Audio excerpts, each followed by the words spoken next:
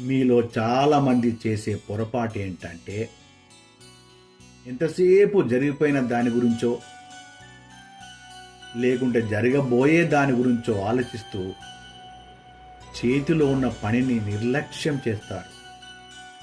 ఆ చిన్న అశ్రద్ధే మీ ఎదుగుదలకు పెద్ద అవరోధంగా నిలుస్తుంది. ఉన్న వనరులను సద్వినియోగం చేసుకుంటూ మన శక్తి మొత్తాన్ని చేస్తున్న పనిపై పెట్టడమే విజయ సూత్రం.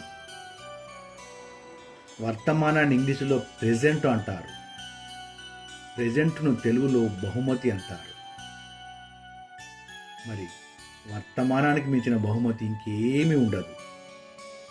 అందుకే వర్తమానంలో చేయాల్సింది చేస్తూ జీవించండి. అప్పుడు విజయం నీ ముందే వాళ్తుంది.